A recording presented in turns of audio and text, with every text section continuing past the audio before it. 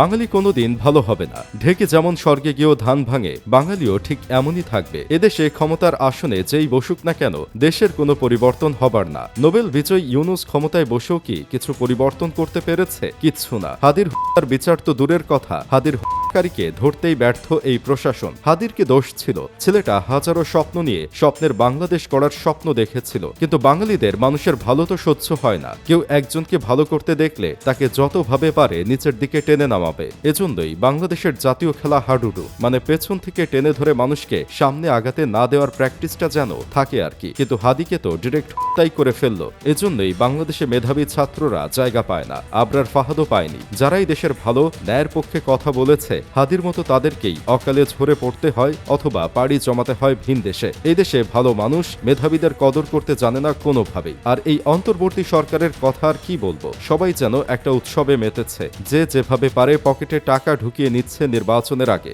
আগে পায়ে চটি থাকতো, আর এখন হেলিকপ্টার ছাড়া বান্দা চলতে পারে না। কত সুখ ভাবেন এদের। জুলাই আন্দোলনকে কুক্ষিগত করে যেভাবে জনগণের টাকা হাতিয়ে নিল, এরা হাসিনার থেকে কম চায় না। মুখে বড় বড় স্লোগান আর দেশ রূপান্তরের বাণী ছাড়লেই তো দেশ চালানো যায় না। এই অন্তর্বর্তী সরকার থেকে মানুষের যে আশা ছিল, সেই আশায় গুড়ে বালি। কয়েকদিন পরপর গুম লেগেই আছে, কোনো কিছু কমার নাম নেই। 2 মাস প্রায় হাদির ধরার নাম নেই। কি প্রশাসন ভাবেন? প্রশাসনের খুঁটি এতই নড়বড়ে যে হাদির ধরতে টাকা প্রাইজ মানি ঘোষণা করতে হয়।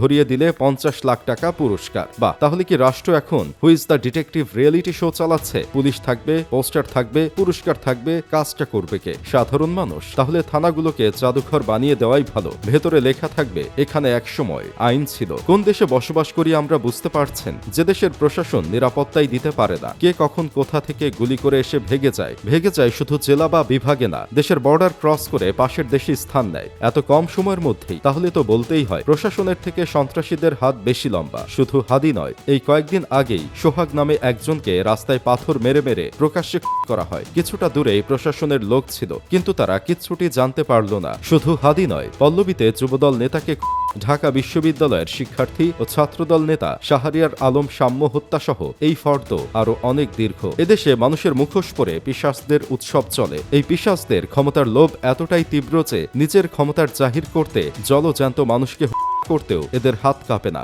যারা এই অপশাসন অন্যায়ের বিপক্ষে কথা বলতে গেছে, তাদেরকেই দিতে হয়েছে জীবন। মনে আছে সেই সাংবাদিক তুহিনের কথা? সত্যের সৈনিক বললেও কম বলা হয়। চোখের সামনে নারী নির্যাতন দেখে চুপ থাকেননি, মোবাইলে ভিডিও তুলেছিলেন যেন অপরাধীদের ধরিয়ে দেওয়া যায়। এই কাজটাই যেন তার কাল হলো। তিনি জানতেন ভিডিওটা মুখোশ খুলে দেবে, কিন্তু ভাবেননি নিজের জীবন দিতে হবে। অন্যান্য দেশের দিকে তাকিয়ে দেখুন, স্বাধীনতার 2 যুগের মধ্যে নিজেদের কতটা উন্নত রাষ্ট্র হিসেবে গড়ে তুলেছে, আর বাংলাদেশ স্বাধীনতার 54 বছর সম্পন্ন হওয়ার পর কতটা পিছিয়ে আছে। এই পিছিয়ে থাকার মূল কারণ বাঙালি নিজেই।